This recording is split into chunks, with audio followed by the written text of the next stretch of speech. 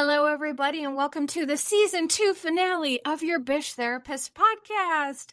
Yay. Well, I say that with a mix of emotions. I am happy to go on a little bit of a break after this, but I am also sad because this has become just such an amazing outlet for me. It's such a source of joy. I love talking to you all. I appreciate you all so much. So I do say that with mixed emotions. However, have no fear. Although today is the season 2 finale of Your Bish Therapist Podcast, today I'm going to be talking about Baby Reindeer. I'm also going to release another episode where, for people who felt like Baby Reindeer was too intense, it's too much. It has a lot of serious, content to it and concepts. So I'm also going to be releasing another episode of just a thank you. Thank you to you all, explaining a little bit about, why I take my breaks, because a lot of you have been with me since the beginning, but my listenership has grown so much over the past few months. So I have a lot of new ears and faces and all that great stuff here. So thank you to all of you who have come, who have, listened, who have supported. I am just so intensely grateful for you all. And so, either way, whether you want to hear this intense episode about Baby Reindeer, if you don't, there's going to be another episode to listen to. So you'll get 2 episodes of Your Bish today, for, until I come back for season 3. So just, a little bit of a reminder, I am going to be posting episodes on my break to Spreaker Supporters Club. So Spreaker Supporters Club, it's kind of like a Patreon, but it's with Spreaker.com. The reason I use it is because all of the money goes to me, and a lot of other places don't do that. So I am in the process of figuring out, does Spreaker Supporters Club work well for people, or should I just go to Patreon? So honestly, this is going to be a test to see kind of where I go. I really enjoy building this community. I think that, I'm so grateful for you all, and I care about, what you think and what you have to say. And, you're so important to me. I do want to make this more of a community experience. And what I like about Patreon is, there can be chats, there can be groups. I can do some different things on there. So really, this is all experimental, because I'll remind people that I have been doing this less than a year. I started my podcast August of 2023. And so when I come back for season 3, it'll basically be my 1-year anniversary. And for me, it's wild to look back on, where I started, where I am now. The listenership has grown so much. I'm so grateful. And my goal is to just, do what makes my heart full, but also yours too, so I want to have conversations. I want to chat. I want to hear from people. And, we'll see if Spreaker is the best option, because a lot of people don't know this.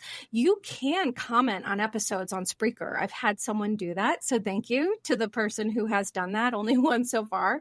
But I will be posting episodes while I am on my break. And, for the Spreaker Supporters Club, but I will be posting those episodes publicly for free as well once I come back, because I always want to make my content available, to everybody. And so I understand we all have a lot of subscriptions and, bills and all that sort of stuff. So for those of you who do financially support, thank you, thank you, thank you. Sometimes I can't even believe it. I'm like, wow, this is wild that people care that much about what I have to say. So thank you. I'm truly honored. And sometimes I can't believe it. But for those people who that's not in the cards, no problem. There's tons of other ways to support me, and I have no expectations. So specifically, Real Housewives of Orange County is going to be coming back in July, and I will be on my break. So I'm going to be covering Housewives of Orange County on my Spreaker Supporters Club. I may, because it's going to be while I'm taking a break, it'll probably be maybe one episode a week. I'm not exactly sure. But I'm going to detail all that information. I'm going to keep everybody posted is what I'm saying. Nothing is going to be mysterious. I'm going to keep everybody posted. So I just wanted to explain a little bit of that. But let me please get to Baby Reindeer without further ado, because there is so much information that, to be honest, people really wanted me to cover it. And I watched it once. And so for people who are listening to this, who were like, I couldn't get through it, or I watched it, but it was intense, I need to validate for you that I've been through some stuff in my life. I've also seen some stuff being a therapist and all these things. And this show was so intense, even for me. I had to break it up into, bite-sized digestible pieces because it was so much for my brain. It was a lot of very heavy stuff to watch. So I was unsure if I should cover it or not, but I just felt like I wanted to be able to break it down in ways that there was such good information. So specifically, what I'm going to do today with Baby Reindeer, I'm going to give a synopsis. So what is Baby Reindeer? For those who haven't watched it, you don't need to. I'm going to explain today what it is. I'm going to give a synopsis. And then I'm going to talk about stalking information. So the psychology of stalking, because as you all know, not only am I a huge fan of serial murder, not a fan of it. I'm a fan. I got to walk that back a beat. I'm a fan of the psychologies of serial murder. And I'm also very interested in the psychology of stalking. I find those two things extremely fascinating, because especially with stalking, I'm gonna talk a little bit about the psychology of it, what goes behind it. I think the thing that is so wild to me about stalking is that there's evidence or research that I'm going to share with you all, but even the research can't really nail down. It's so subjective. It's so based on the person, the stalker, and the victim, and who they're stalking. And there's really not a lot of rhyme or reason. And so I think that just fascinates me, because I like to know the why and I like to know answers. And with stalking, there's some answers, but it's still very curious. I am also going to go episode by episode to talk a little bit about within each episode what I felt was clinically significant or important, because the truth of the matter is it's a true story. However, the person who wrote it and performed it, his name is Richard Gadd. He even said, that it's all borrowed from instances that happened to me and real people I met. Of course, you can't do the exact truth for legal and artistic reasons, certain protections. We're very aware of some characters are vulnerable people. So I'm not going to recap every single episode, because that would be wild. This would be a 4-hour podcast. It's just too much information. And some of it isn't even accurate, but I'm going to take some of the important clinical concepts from the episodes. I'm going to talk about examples of, so this is a great example of, what happens with stalking, or this is a good example of grooming. Because in my opinion, while this was very dark, it was a very, very good explanation of grooming as adults, because I've always said adults can be groomed, and this is a very good example of how that happens. But I'm also going to talk about the psychology of sexual assault of men, because men have unique challenges just due to society and all of the things that men have to deal with. I talked a little bit about this on my last episode that I just released, so I'm just going to talk about all of that. And obviously I'm going to start out with a trigger warning. Those of you who have listened to me for a long time know that I am going to discuss this with complete respect, psychoeducation and empathy and just lots of love. However, if you are a survivor and this is just too triggering for you, please don't listen. Please honor whatever your gut is. Whatever your gut tells you about what's right for you, please do that. Because I think I just say that as someone who, I have to tell myself that too. Even though I may be psychologically interested in something, or sometimes people will want me to cover things that for personal reasons is too triggering, it's too hard. And so I listen to that. I have to honor that. We can't be all things to all people.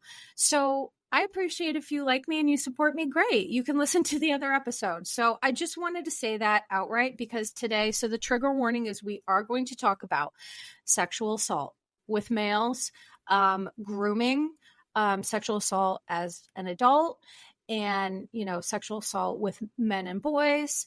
I'm also going to be talking about stalking. I'm going to be talking about the psychology of that. I'm going to be talking about some heavy concepts in terms of physiological arousal when it comes to sexual assault, because I really want people to understand, survivors, that it is not your fault.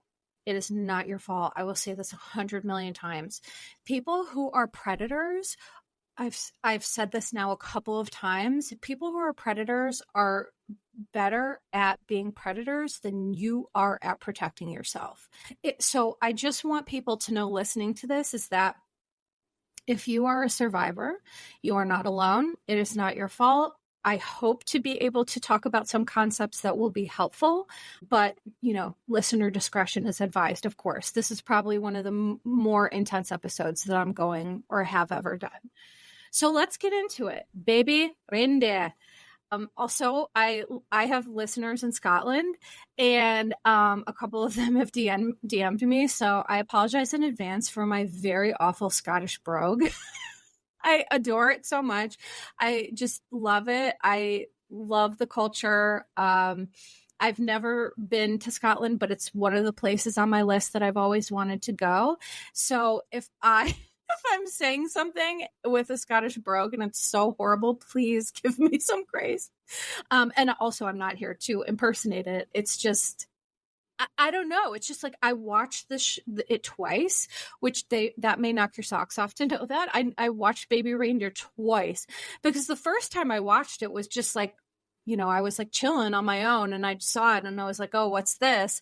And I was like, oh my gosh, this is so intense. But I got through it. And then when people wanted me to cover it, I had to watch it again because the first time I watched it, I just watched it, with my eyes. I didn't, when I'm preparing for a podcast, I have my computer, I type out notes. I have about 20 pages of notes here.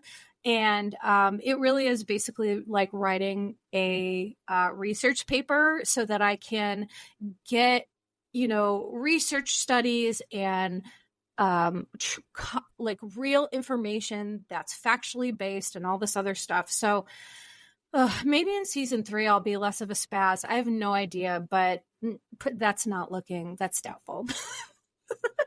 Okay. So Baby Reindeer, what is it? I'm going to give a synopsis of what this is for people who watched or didn't watch. It is, as I mentioned, a true story written by Richard Gadd. So when the person that you watched on Netflix is Richard Gadd. He's the person who wrote this play. Baby Reindeer is based on a compelling true story. The hit 2019 Edinburgh Fringe one-man stage play Baby Reindeer follows the writer and performer Richard Gadd's warped relationship with his female stalker and the impact it has on him as he is ultimately forced to face a deep, dark, buried trauma. And it was done so well that ultimately that's why I agreed to cover this, because Richard Gadd just did such a good job of really outlining the struggles that people go through, how unresolved past trauma can lead us down roads that further traumatize us. And it's unconscious processes. We're not always aware of it.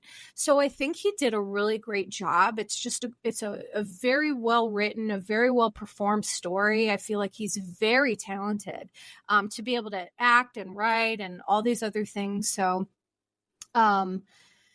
the story follows writer and performer Richard Gadd, who in the show, his character's name is Donnie Dunn.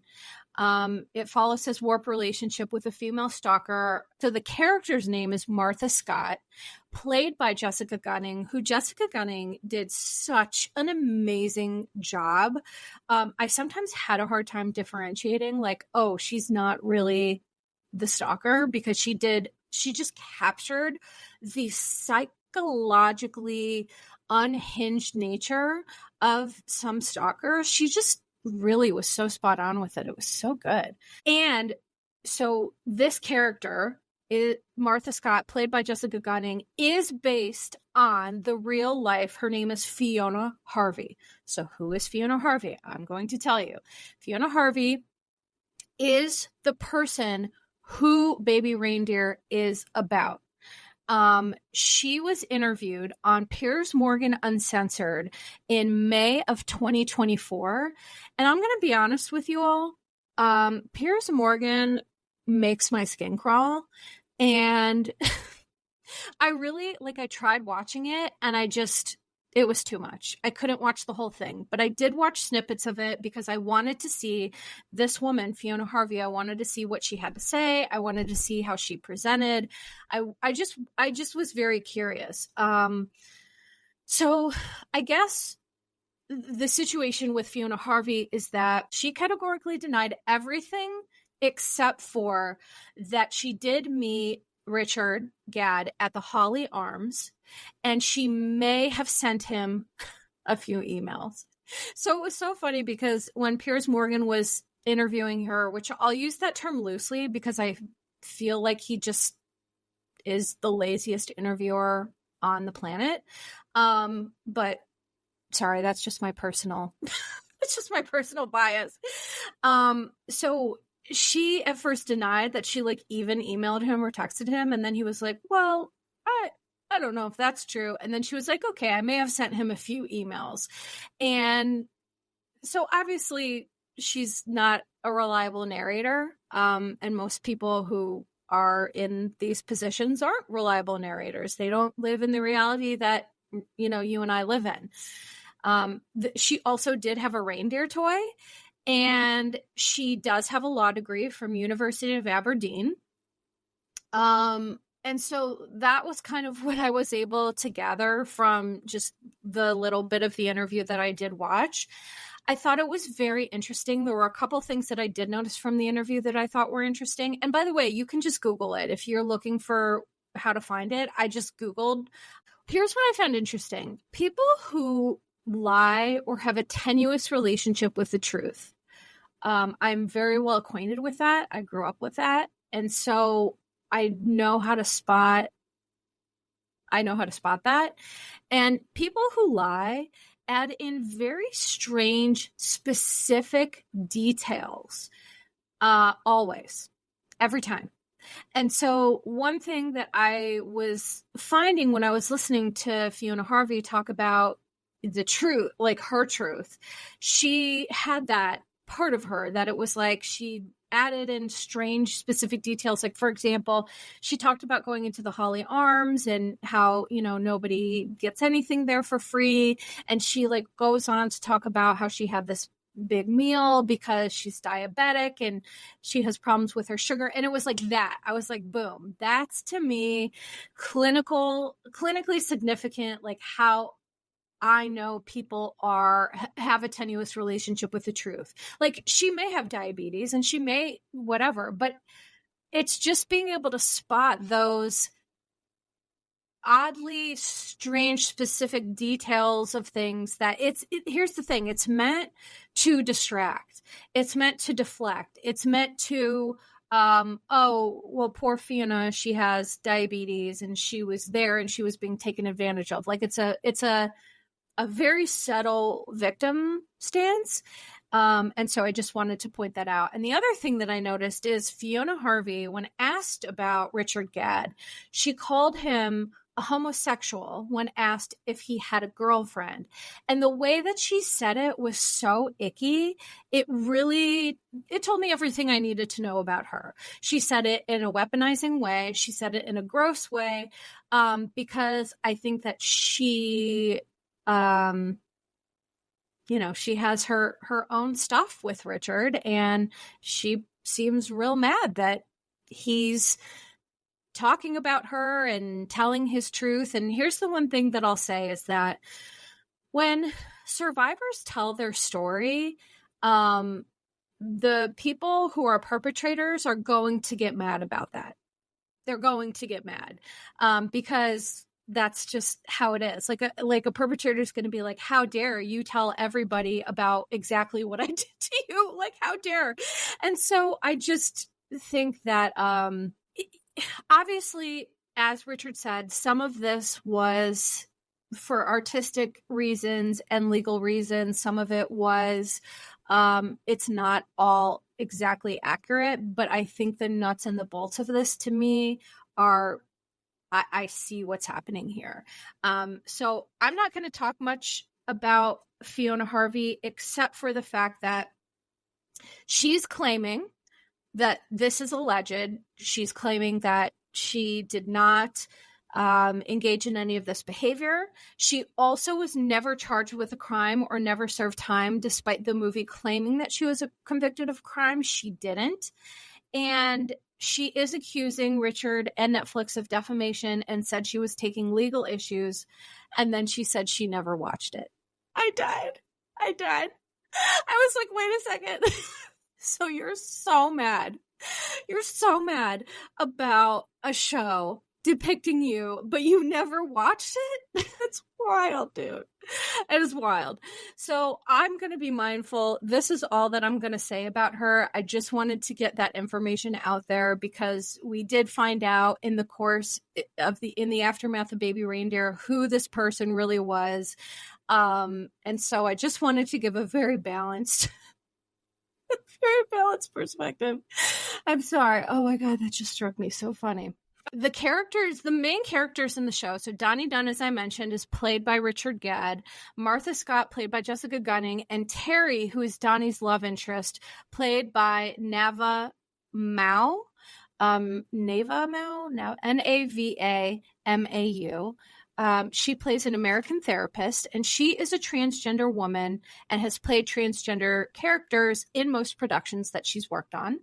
And the reason why this character is so important is because the relationship that Donnie has with Terry, it shows his internalized shame and self-hatred due to confusion around his sexual orientation, and his history of sexual abuse. So I felt like that character was so important. And also I love that Terry is played by a trans woman. I think that is amazing. And by the way, Nava, I'm so sorry. I looked up how to pronounce it and now I'm forgetting it. I get nervous and I swear this happens to me all the time. People who listen to this are like, there she goes again.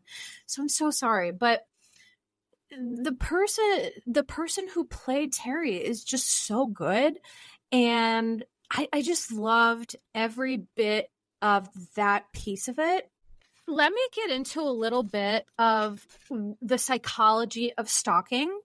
And then after this, I'm going to talk a little bit about, like in each episode, some good examples.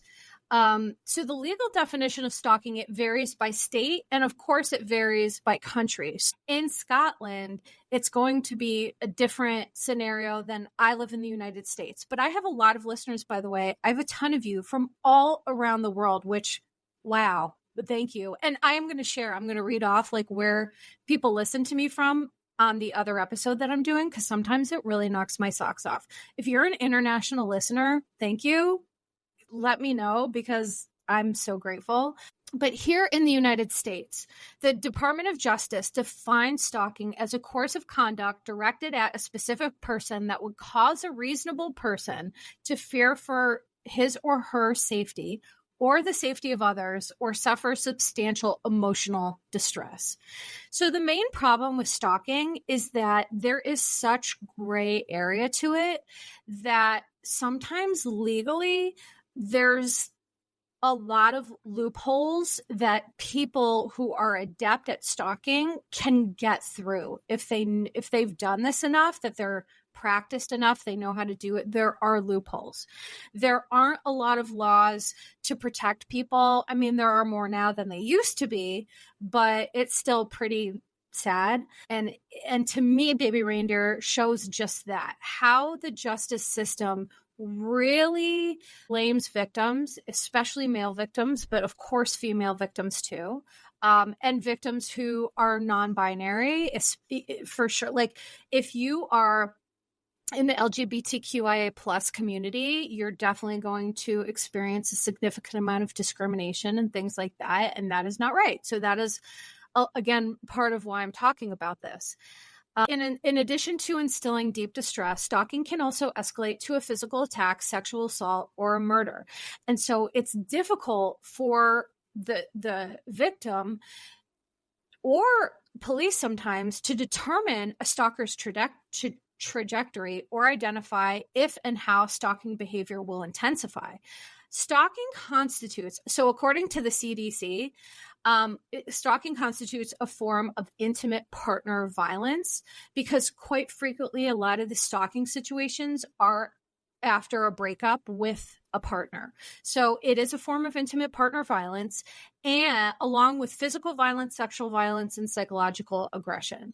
And so much of what stalking is psychological. And that is the part that I can't wait to talk about, because I think that some people, it's like, oh, well, they're not hurting you. And it's like, oh, well, I'm just terrified to like leave my house and live my life. It's like this psychological warfare is so much more intense than I think pretty much many people want to acknowledge or admit. So as I mentioned, defining stalking has been a challenge because I did some research on this, and there's a research psychologist, his name is Timothy Valstein of Yeshiva University. They explained in a recent paper in Psychological Assessment that there are gray areas where accepted courtship practices and stalking overlap. So there's this notion of like a bullheaded romantic persistence. That's like a cultural touchstone, all these movies that we've watched, like, well, only older people will understand this reference, but Say Anything, where John Cusack goes and he holds up the boombox, and it's like, oh, that's so sweet. But also it's like, but yikes, it's like the most romantic part of the movie. But also if you look at that in real life, it's like, well, that's a little odd. So I do agree that like, there are countless movies, music, books celebrate the heroics of like steadfast pursuit of an individual with admiration instead of with fear and concern and like, where are your boundaries, dude? And then there's a sociologist who's at the University of California, Andrea Becker, who found evidence in our culture that stalking is normalized, minimized, and romanticized. And I fully agree with that. I just added this in because I was like, yeah, I completely agree. It's like, my niece is 17 and, she has me as her emotional guardian. So like, she's all set, but there are people her age that she talks about, they have like these really intense relationships. And I'm like, that's not healthy. This is not romantic. Should not be romanticized. This is behavior that is concerning. And so fortunately, my niece has her head on straight when it comes to relationships and dating. And again, I'm her emotional guardian. I love her to pieces and I'm grateful to be here. But there is this kind of odd thought of like, well, it's flattering. Right? It's flattering. Wow, someone loves me so much. And it's like, what people need to understand about stalk, it's not about love. It's not about love. It's not about admiration. It's about power and control. And that's, let's just not romanticize it any further. How common is stalking? 15% of women and 6% of men in the United States. So these are, again, for my international listeners, these are statistics for the US. They've experienced stalking at some point in their lifetime. And then according to the Center for Disease Control, which is the CDC, I'm sorry I didn't outline that earlier. So this represents 18.3 million women and 6.5 million men have been stalked. And then when stalking occurs, it's usually in the context of a breakup, but there are other forms of stalking. But that's a lot of people. That is a lot of people who have been stalked. That is a wild statistic. Okay, so what leads to stalking behavior? Stalking encompasses a desire to exert control over a victim. That drive emerges sometimes from a romantic relationship. So, for example, if someone you're interested in is dating someone else and you're like, no, me, it could also arise from the fantasy of a relationship formed entirely in a person's mind. So this is the case in celebrity stalkers. People who have, there have been a lot of celebrities who have been stalked and who have told their stories, but the person who is stalking them in their mind believes that the celebrity is sending them messages or is talking to them. So, of course, sometimes stalking does have its roots in mental health conditions, but it also can have its roots in personality disorders, like significant personality disorders. So, for example, antisocial personality disorder, which is better known as kind of like being a sociopath, narcissistic personality disorder, or borderline personality disorder. And so the thing is, like, borderline personality disorder is prominent in female stalkers. However, I have a real issue with the whole, women often get slapped with borderline diagnoses. And so I don't love that. And that's definitely not always the case. I think sometimes women have a history of trauma and they behave in ways that are more indicative of trauma or PTSD, but they get slapped with this borderline diagnosis. So I personally feel like that's probably overestimation, but I digress. So the why of stalking is perpetrators are often motivated to, as I said, control, but also to humiliate, to frighten, to manipulate, to embarrass, or take revenge on the victim. Romantic motivators at play, like wooing or trying to scare away other like potential suitors or, people, love interests. So the question is, when do stalkers turn violent? And this is the gray area that we're talking about, where it's kind of hard to pin down. However, those of you who have listened to me for a long time have heard me say this 1 million times, is that past behavior is the best predictor for future behavior, period. People can say anything. It's not what they say. It's what they do. So although 1/3 of stalking victims were eventually physically or sexually assaulted in one study. Okay. And so the potential indicators of violence include previous instances of violence. So that's the past behavior is the best predictor of future behavior, destruction of property, loitering around the victim's home or workplace, and whether the victim feels intense fear. But there's no reliable way to identify if a stalker will turn violent. So it's important to take concerns very seriously, no matter what. And so this is what I want to mention to people. If you're struggling with this right now, document the stalker's activities and consider legal action, because what Baby Reindeer did highlight is when you ignore the behavior for whatever reason, and we'll talk about Richard's reasons for doing that, but when you ignore it, it can compound and compound and compound. And so you just want to make sure to document. Consider hiring a lawyer, consider seeking counsel, consider going to local law enforcement. But sometimes that can be not helpful, as we saw with Donnie, where it was like, oh, well, you're a man, so how could this be? Sometimes it's more gaslighting and things like that. But I just want to reiterate is that these behaviors that I'm talking about that are indicative of how it can escalate. So destruction of property, loitering around a victim's home, and then previous instances of violence. So with people with antisocial personality disorder or some of these personality disorders, if there is an egregious lack of concern about laws and an egregious lack of, I don't care how this makes you feel, this is what I'm going to do. And like, it just shows a blatant disregard for the laws and people's safety and boundaries. And so for me, in my clinical experience, I could absolutely see how these are the best predictors, because it just shows that a person is just willing to do anything and everything to get away with this. So let's talk about the different types of stalkers. So the researchers continue to study this topic, but there's been a couple of categories of stalking. So the first is romantic. And this best statistic I found on that was that stalking a former partner accounts for 60% of stalkers. So 60% is romantic, intimate, stalking a former partner, things like that. Then the second category is lust. And this would be a category for like a serial predator. I talked about David Carpenter, the Trailside Killer, and, Lois Rinna. I talked about that last week.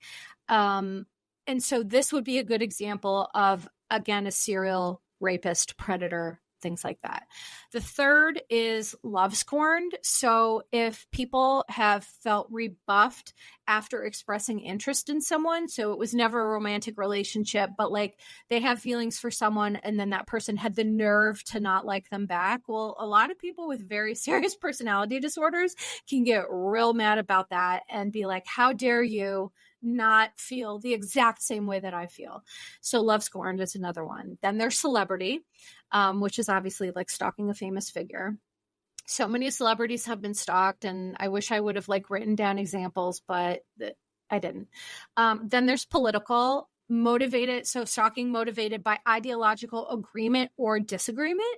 So this can go either way. So if you agree with a politician or disagree with them, you can stalk to, if you hate someone, if you love someone. I don't know why anyone would even bother with a politician, because in my opinion, most of them are trash. Like, politicians are the worst. They don't care about us. They don't care about people. They care about them and making money and making policies around the things that they don't even. I'm sorry. I digress. And then the last one is revenge. So it's fueled by anger or resentment. And then, so this is usually where cases of like murder for hire, or where it can get really, really super dangerous. This is that. The psychological toll of being stalked is, oh my gosh, it's so serious. Stalkers, because they're seeking to wield their power and gain control, there's like persistent communication, tracking, threats. It just leads people to feel super unsafe. And I think that's the biggest thing with stalking that people don't realize. If you're someone who has a history of having your safety be taken away for one reason or another, it is terrifying. It is terrifying to feel like I am unsafe here with this person in this situation. It's a horrifying feeling. And for those of us who have experienced it and has created a complex trauma, the damage to stalking is so psychological and so mental, obviously physical too, but I just feel like it's just not talked about enough.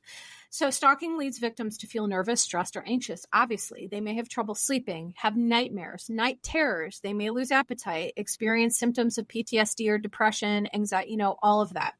Research suggests that many women who have been stalked experience symptoms of depression and PTSD, such as hypervigilance, which is just like being super aware of your surroundings, but to the point where it's like you're harming your nervous system. Like you're so hyper aware, your brain, it's like a survival mechanism. Your brain is trying to anticipate things that you can't possibly anticipate. So what it does is it revs up your nervous system, and it creates this like smoldering, dysregulated nervous system. And those are the things that lead to this significant long-term mental health effects if it's not dealt with. And by the way, if any of you are listening to this and this is really resonating, you're not alone, but therapy can help, or just any sort of intervention can help. And this is where I will say, I understand therapy is not for everybody, but if you have been in a situation like this, you need help, or you need a guide to help you take off the blinders,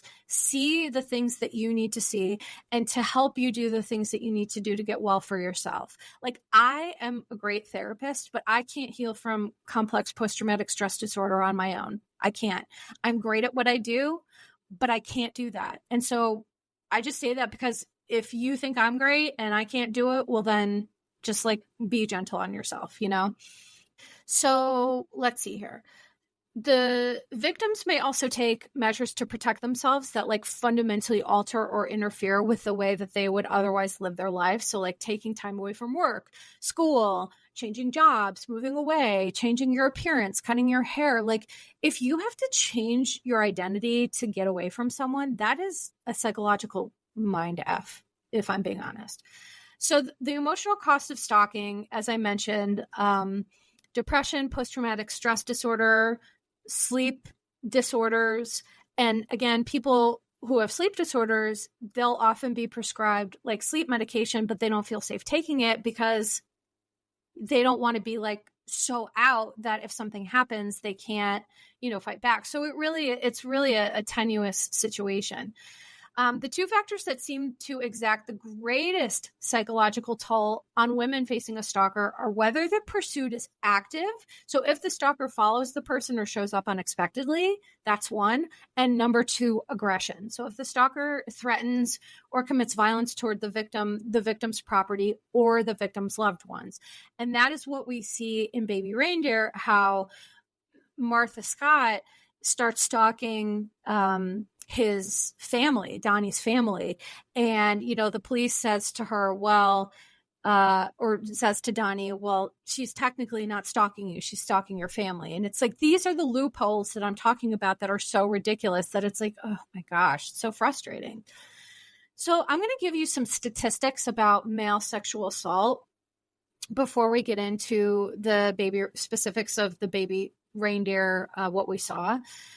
So according to the NCBI, 13% of straight college men, 24% of gay undergraduate men, and 17% of bisexual undergraduate men have reported experiencing at least one type of sexual assault. That's a lot. I mean, that's a lot of people. And further, a lot of these studies are skewed lower because there are a lot of victims, male, female, non-binary, trans. There's a lot of people who don't want to come forward. And why wouldn't they want to come forward? Because they get gaslit and told that they're the problem or they're crazy. So in my opinion, these are low estimates. And I believe that there's just a lot more people out there who have not, who were not ready to speak their truth, which that's more than fair. You have to be ready to speak your truth, and you have to have a safety net and a support if you are going to do that. When I started opening up about my trauma and working on that, I needed to have somebody. It wasn't safe for me to do it until I had a good system of support, because there were days where, I walked out of therapy and I felt worse than I did going in, which, by the way, is normal. People talk about that's why they don't want to go to therapy. Well, sometimes healing can be messy and painful and all these sort of things. So we can't avoid that. But I also understand, you're not ready till you're ready, and you need to have a good support system, or at least like a solid one. It doesn't have to be big. It just has to be solid. According to RAINN, people ages 12 to 34 are at the highest risk of rape and sexual assault, while those 65 and older are 92% less likely to be victims. And then about 3% of American men, or 1 in 33, have experienced an attempted or completed rape in their lifetime. 1 in 33 is a lot. And again, I would assume that is skewed lower because of lack of coming forward. So like women, men who experience sexual assault will suffer from depression, post-traumatic stress disorder, and other emotional problems. However, due to gender roles, emotional symptoms may look different in men than women. And I think that's a really important piece to add. I just talked last week about Jesse Solomon from Summer House, how he talked about, I made a contract with myself. I don't want to cry on TV. And I talked a little bit about, the stigma of males' mental health and the stigma of emoting. And in Baby Reindeer, when we see Donnie go to his very heteronormative, gross, group of dudes that run the bar, he's tormented about this. And so I think that men will express depression differently. In my experience, males tend to, if you see a male who's more irritable or angry, males typically feel more comfortable, expressing their upset as anger. It's a more societally acceptable emotion. I disagree with that. How I feel about this, but that is how men tend to express it. So if you're seeing a man who's all of a sudden just like really withdrawn or really angry or irritable or snaps a lot or is like aggressive and they weren't normally, it's probably a sign that they're going through something. And they're afraid, or it's hard for them. Like sometimes they don't know how to say, hey, I need help here. They don't want to be judged. There's a lot of stigma. Also, I really want to add that 21% of transgender, genderqueer, or non-conforming college students have been sexually assaulted, compared to 18% of straight cis females and 4% of straight cis males. So I just wanted to add that in because, again, Donnie kind of identify, like it shows his journey of being confused about his sexual orientation, not knowing if he's bisexual, if he's straight, if he's gay. And so having those issues already primed when a sexual assault happens, it serves to muddy those waters and cause a lot more confusion. And that's what we see in the episodes. So let's go through episode 1. Overall, my thoughts here were this episode laid the groundwork for the underlying issues that led both Donnie and Martha to be attracted to one another. She appealed to his loneliness and lack of confidence, and he misread her delusion as confidence, and that happens sometimes. There's a self-serving savior complex where, he sees her as the sad, lonely, overweight woman. I'll compliment her and make her day. So that's, that was kind of my thought there, is like, again, with the Trailside Killer, David Carpenter, he was like this nondescript white guy with a stutter who was bald. And people were like, oh, poor little sad disabled man. And it's like, no, this guy's a monster. Like, let's not look at people and just be like, oh, I feel bad for them, so I'm going to totally tolerate their insane behavior. No. Narcissists and trauma survivors often have similar wounds and can be attracted to one another. I did an episode on this, so if you're interested in hearing me talk about that, there is an episode in my catalog that does talk a little bit about this. But trauma survivors can tend to want to fix a narcissist, but true people with narcissistic personality disorder, there's not a lot of fixing that unless they want to, which they often don't. So that's the setup for failure with that dynamic, because trauma survivors and kind of empathic people, they'll give and give and give, and narcissists, they'll take and take and take. And soon, like by the time that the trauma survivor really realizes what's happening, they're just like emotionally so depleted, and they're just like, I guess this is what my life is. Episode 1 also, in my opinion, showed early symptoms, like immediate symptoms of stalking that shouldn't be ignored, which is so monologuing.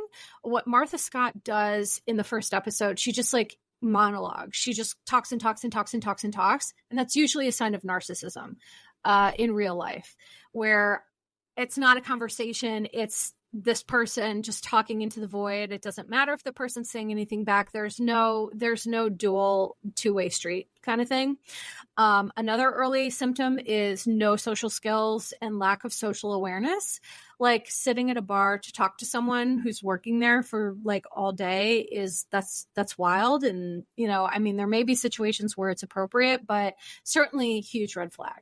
And then the last one that I noticed in episode 1 is boundary stretching. So the victim will feel this, but then they'll ignore it. And I think the greatest disservice we do to ourselves as humans is we feel our intuition and we just ignore it. Because a lot of people in their lives, especially if you're a trauma survivor, you've been gaslit, you've been made to believe that you're crazy, that you're wrong, all these things.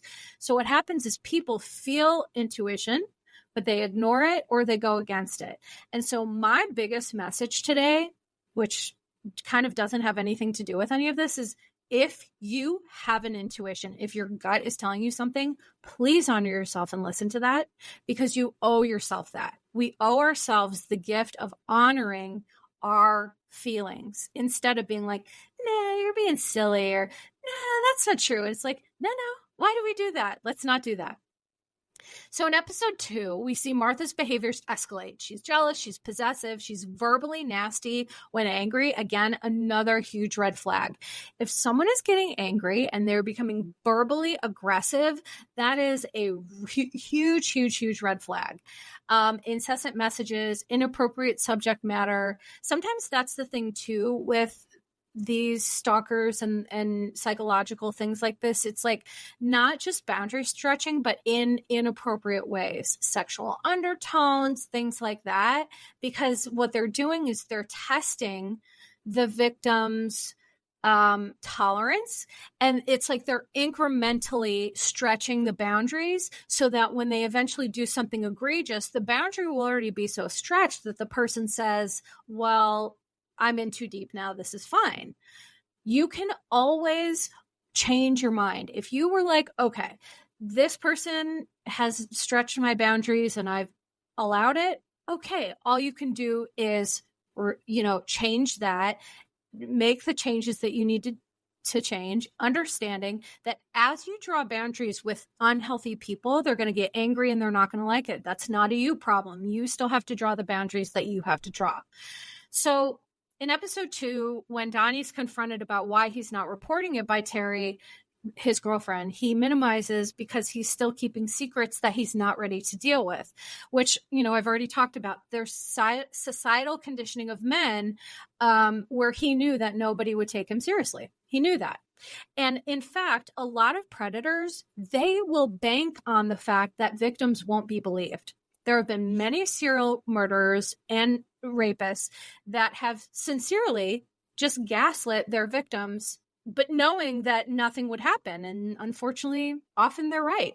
But so in episode 2, what we see is Donnie's, his pattern of avoidance and hoping issues will go away, which eventually leads to a breakdown. Because sometimes for people who have had a lot of severe issues happen to them, sometimes we have to be pushed to the absolute brink to talk about the things that we need to talk about. But essentially what Donnie was doing is he was brushing stuff under the rug, and then soon the rug is up to the ceiling, and then it's like an explosion. Let's see here. So there's something important that happens in episode 2. Terry is talking to Donnie about how she thinks that he's enjoying this. And, she's right. There are parts of this that are feeding Donnie's ego initially, but there's a scene where he runs into Martha and she sexually assaults him. Like they're standing on a bridge and she sexually assaults him. And so to me, this displays how toxic unresolved shame can be for men. But number 2, the thing that it emphasizes is that Donnie says, why did I freeze? And so I'm going to give you the answer to that. Sexual abuse can cause a trauma response in which the person literally freezes.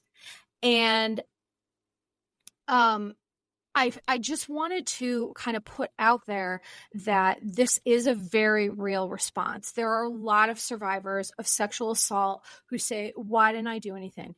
There are physiological, neurological, biological reasons that people have a freeze moment and they can't move, they can't say anything, they can't do anything, that's not your fault. That's not your fault. That is an actual trauma response. So I'm hoping that people hearing this are really taking it in. That is not your fault. Okay. It is it's an understandable, clinically significant response that doesn't get talked about enough. And so there was one part where Terry says, you can be honest with your stalker, but not me. And I just thought it was interesting, an interesting example of how true intimacy and vulnerability can be scary to people with unresolved trauma. And so this dysfunctional relationship that Donnie has with Martha, and he's pushing Terry away, the person who loves him, and he loves her, and they're great together. It shows how sometimes when we're not attending to ourselves, we act out these patterns that eventually, that just do not serve us. But in the moment, it's really hard. So episode 3, what we see is an escalation of wildly inappropriate ways when Martha's rejected, egregious boundary violations. So at this point, she's sitting outside at the bus stop all day, spirals to concerning levels, which re-engages his empathy and desire to help. So overall, what we see here is shame building, getting in deeper and deeper, feeling more desperate, getting sucked back into the dysfunction so that Donnie can avoid his stuff, right? There's a purpose to this. And sometimes stalkers, by the way, they have like a disconnect with reality. So it leads to like self-harm or suicidal threats when broken up with. And unfortunately, sometimes those behaviors can be used to manipulate. And that's what we saw in episode 3. Let's see here. This shows how, lying, denying, minimizing, and hiding never leads to anything good, and eventually can lead to a point like just like an explosion. Okay, so the comedy show, let's get to that. So the comedy show displays, to me, here's the thing. I am a huge stand-up comedy junkie. I am obsessed with stand-up comedy. I'm obsessed with people. Like, I just love people who are at the top of their game, who are doing stuff super well. I just saw Tom Segura. He's one of my absolute most favorite comedians. I've recently, for those of you who listen, who know who Tammy Pescatelli is, I've recently connected with her over social media. I'm working on getting her on the podcast. So, but the thing that I love about comedy, and I feel like why I'm so drawn to it, is Baby Reindeer and Donnie's, his going into comedy. It shows the dark side of it, how hiding our deepest pain, can lead us to these coping skills that maybe aren't always super healthy, but, using comedy to kind of minimize and ignore your stuff, to use humor around it, and to gain the love and acceptance that you're looking for from the audience. And there's something I wanted to talk about here, which is DiClemente and Prochaska. They have something called the stages of change. And so the reason why I want to talk about this is, as I mentioned, we have to be ready to deal with whatever it is in our life that we have to deal with. And so there's stages of readiness. The first one is pre-contemplation, which is denial. The second one is contemplation, where you're like thinking about it, but you're like not ready to deal with it. Then there's preparation, which you're like, okay, so I know what the issue is. I know that I need to deal with it. I'm going to I'm going to talk to my therapist. I'm going to do this plan. And that's preparation. Then there's action, which you take action. Then there's maintenance, which is you've done all the work and you're just like maintaining. However, there's an unofficial 6th stage of change, which is relapse. Relapses are common in the process of making lifelong changes, and clients in this stage have lapsed back to old behavior and are easily recognized by their frustration, disappointment, or feelings of failure.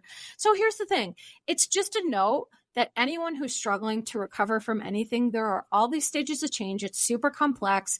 And for me, here's the thing. I experience relapses all the time. I will be doing really well, like on point, and then all of a sudden I'll just like go backwards. And it's just a part of the healing process. And so for me, the biggest thing is self-compassion when I'm going back on some of those things. I think that's the greatest gift we can give ourselves is, number one, listening to our intuition, but number two, being gentle with ourselves because we're human and it's hard. Okay, so episode 4, this is where we start to see a brilliant display of grooming behaviors.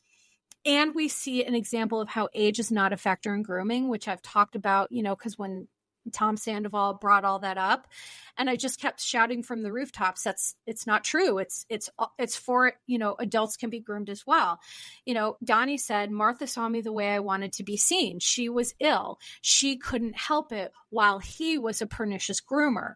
So, I think the hardest thing that we watched in Baby Reindeer was how this adult man was taken advantage of and groomed by another adult man who was taking advantage of his desire to be a comedian and be big and write and do all these things.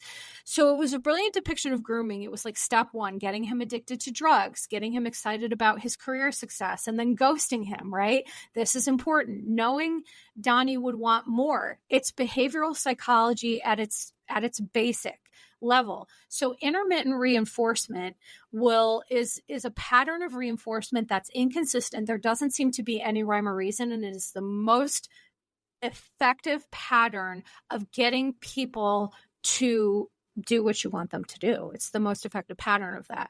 So then it shows how Donnie re-engages and, kind of goes back to it. The person in the show who was doing this to him incrementally exposed him to more and more unsafe acting out behaviors and drugs. So this is what I talked about, the boundary stretching. So first it was, weed, and then it was, I think, cocaine, and then it became GHB. So this is how predators do it. They stretch and they stretch and they stretch, and soon you don't even know yourself. And then that's how they get you. That's how they pounce. And then what the perpetrators do too is they get victims to engage in shameful behaviors with the goal of silencing them through shame, because shame is a very powerful silencer. When we are feeling ashamed, toxic shame especially, like we should feel shame about some of our behaviors. Like, for example, if I go out and I'm driving and I give someone the finger, or I'm like so rude to somebody, I should feel shame about that. There's appropriate shame, and then there's toxic shame. And so what predators do is they focus on that toxic shame. So he knows what Donnie's how he's going to gaslight himself. And he's just like rolling out the carpet to be like, well, I'm going to start this process now. It's wild.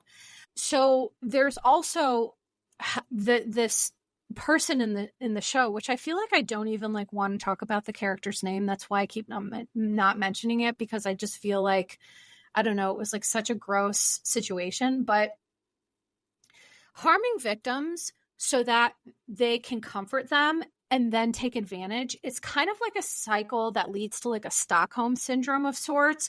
And Donnie says, and I still went back. And so this is done purposely to make people feel complicit in their abuse. But there are reasons why Donnie went back. The reasons were, well, yes, he's doing all this to me, but maybe my career will take off. Maybe I can sacrifice myself one more time to just get to where I want to be. And as I mentioned, predators are good at what they do. They're built different. Their brains are built different.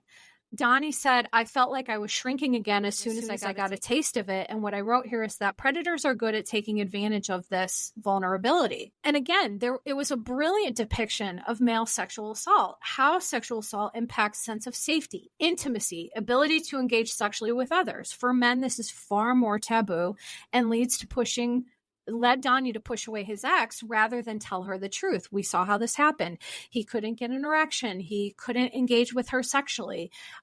He felt shame and, all because he was violated over and over and over again. So it's understandable, but it just like completely shut him down. Sexual assault can lead to sexual confusion about sexual identity. He said, I felt like I was going through puberty all over again. So here's the important thing for me to note on this. Sexual assault is in no way related to sexual orientation of the perpetrator or the survivor. And a person's sexual orientation can't be caused by sexual abuse or assault. It can't. But some men and boys have questions about their sexuality after surviving an assault or abuse, which is part of the process. That's understandable. It does happen. And so I just want to be clear about that, that piece of it. The other thing that it showed in Baby Reindeer that I thought was really important is how having a history of assault or abuse can lead to sexual acting out behaviors, such as reckless sex. It showed Donnie having reckless sex with all genders, putting himself in dangerous situations. That is very common after sexual abuse.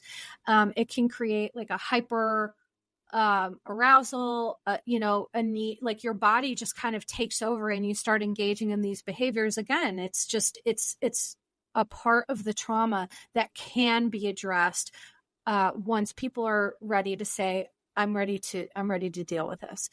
So it also showed to me how dangerous heteronormative approval can be for some men. It's like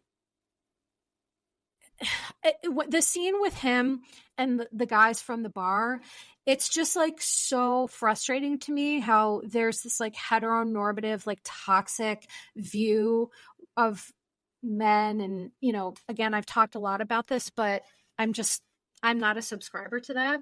Okay. Now let's go to episode 5. So Donnie goes to the police station where the police say the threat of a man is more physical.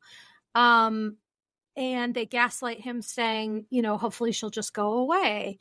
And then, she did go away, and then it panicked him because he missed like the distraction of the stalker. So it does, which led to more acting out behaviors and sexual confusion and things like that. And so that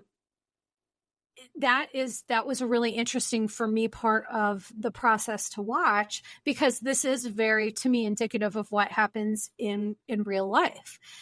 And then episode 6, we see Martha starting to stalk his parents, even though she denies that she didn't do this in real life.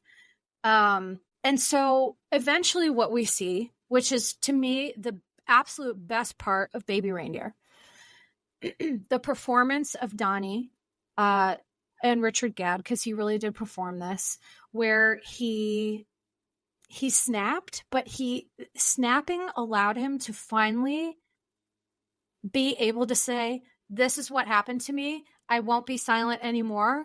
And then getting through becoming your authentic self. Like, that's the irony here, is a lot of survivors, myself included, I always thought, well, if I say something, it'll be harder. But once you do speak up, it's such a freeing feeling. I cannot even express it to you. So if there's people listening to this and you're like, resonating with this, you haven't been ready to be open about it. It's literally like, I felt like an eagle. I feel like an eagle, just like free as a bird, literally and figuratively. And so that's the irony, is that we have so much fear about what's going to happen when we open our mouths and tell our truth, but it really is a beautifully freeing process. And so that's what I've experienced in real life. I've experienced that with clients in therapy. And that's kind of what we see here in this last episode. He said, I feared judgment my entire life. That's why I wanted to be famous, because when you're famous, that's what people see, not the real person. I was so naive. I fell for grooming. It's wrong, but you keep going back. Is my lust for success so high and my self-esteem so low that I'll go back to his house and let him abuse me for fame? My confidence is so low, I let this mad bitch into my life. I know she was growing attached, but went along with it to satisfy my own need for attention. I've been running away my entire life. I'm going to stop running now. I just don't have the legs for it. And so the beauty for me of what happens after this episode is, to me, it was a great depiction of what does happen when you free yourself, when you unburden yourself. Is he's talked about glimmers. I love this so much. Glimmers are the opposite of triggers. Glimmers are moments, and I've had so many of them as of late, moments where you're sitting outside and you're listening to nature, or you're doing something and you just feel authentic sense of joy and peace that, again, for a lot of trauma survivors, many haven't felt that, whether it be ever or not a lot. But for me, the glimmers are the most amazing thing about healing that I encourage everyone. Like, it's worth the pain of going through recovery to get to the glimmers, because they, like, the other day, I'll just say I was sitting outside in my backyard. I live in the mountains. I have a gorgeous backyard. I'm so lucky. I'm so grateful. And I'm listening to literally a nature soundtrack, the birds, and there was an owl, and there's frogs and all these things. And I just felt this sense of absolute peace and joy that I can't say I had felt a lot in my life up until this point. And so it's just like an amazing thing. And it's also a good example of how healing isn't linear, right? We can feel these glimmers, and then next week I can kind of go backwards a little bit. That's okay. It's healing isn't linear, and it looks a lot like burp, burp, burp, burp, burp, burp, up and down. I'm sure that sound effect was very helpful to people listening to this. Also, the last thing I'm going to say before I move on is that the conversation with Donnie's parents, to me, was such a magical moment, because it just showed, in my opinion, how sometimes we withhold things from people due to fear, but it's our fear. And so his parents, not only did they accept him and meet him where he was at and just give him everything he ever needed and wanted, it allowed his father to talk about his own abuse. And so here we talk about the generational trauma, right? I talk about this all the time with men. It's that, so let's say in real life, Donnie's father, Richard's father, let's say, was a victim of abuse as well. Imagine how that impacted him as a male. Okay, how that impacted his emotional expression. And then when Donnie was born, how did that impact Donnie? So there is generational trauma with men not wanting to express their feelings, not wanting, to express the way that they've been victimized. And it gets passed down from generation to generation. So for me, this was a really incredible example of that. Okay, so now the last thing I'm going to do, because holy moly, this is a long episode. I'm going to give some resources, and I'm going to talk about a couple of other things before I wrap up and give resources. So as I mentioned, men and boys can face additional challenges due to stereotypes about men and masculinity. So adults tend to feel shame or self-doubt, believing that they should have been, quote unquote, strong enough to fight off the perpetrator. And many men experience, like, if men experienced an erection or ejaculation during an assault, it definitely leads to confusion about what this means. I just want to be super clear about that. This is something that is for men, women, non-binary folks, trans folks. It doesn't matter who you are. If you are assaulted and you have a physiological response to it, it is mentally such a mind F. But I want people to know that these are normal physiological responses and do not in any way imply that you wanted, invited, or enjoyed the assault. Full stop. Okay? And as I mentioned, men who were sexually abused as boys or teens may respond differently than men who were sexually assaulted as adults. So some of the common experience shared by men and boys, I just want to outline this: anxiety, depression, PTSD, flashbacks, and eating disorders. And why eating disorders? Typically, eating disorders are not very prevalent in men. It's a low statistic. However, eating disorders are about control. And when your body has literally been forcibly assaulted and that's not within your control, sometimes people look at food and they say, well, I can't control what happened to my body, but I can control what I put in it. And that's how eating disorders happen. Avoiding people or places that remind you of the assault, obviously, concerns or questions about sexual orientation, fear of the worst happening and having a sense of like a shortened future, feeling like less of a man or that you no longer have control over your own body, hence the eating disorder. Feeling on edge, being unable to relax, difficulty sleeping, sense of blame or shame over not being able to stop the assault, especially if there was a physiological response, withdrawal from the relationships or friendships, and an increased sense of isolation. And that's what we saw with Donnie, is that Keely, his girlfriend at the time of the sexual assault, he didn't know how to tell her. He didn't want to tell her. He felt like he would be judged. And so, we come back at the end and we see all the fear of judgment that he had was in his head. But unfortunately, there are very real situations where people tell people what happened and they don't get a loving, supportive reaction, which that's not your fault either. That's a them problem. Okay, so what else do I need to talk about here? Okay, so I want to start to give some resources. There is a website called 1 in 6, where you can find answers to some questions that you might have about telling a partner. It's at 1in6.com. So there's a helpline, and 1 in 6 has partnered with RAIN to offer 24/7 helpline for men, their loved ones, and service providers who are seeking immediate information and resources related to sexual assault or abuse. You can visit RAIN.org, so online.rain, RAINN.org, to chat anonymously and confidentially with a RAIN support specialist who is trained to help.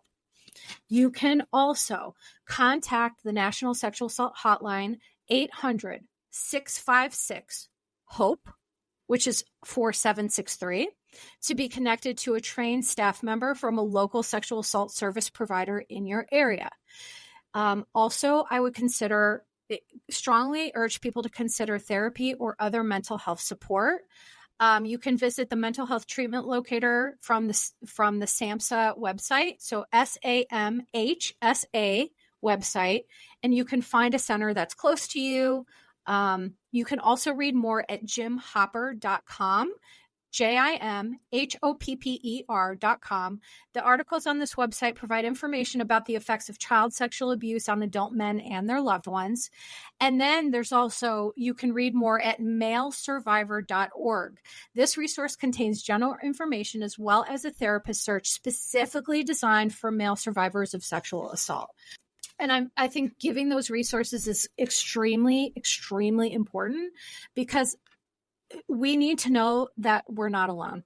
There are people who are willing to help, who will not be judgmental, who are trained, who will give you everything that you need to help support you. So please, please, please, if you are a survivor, honor yourself by speaking your truth to safe people.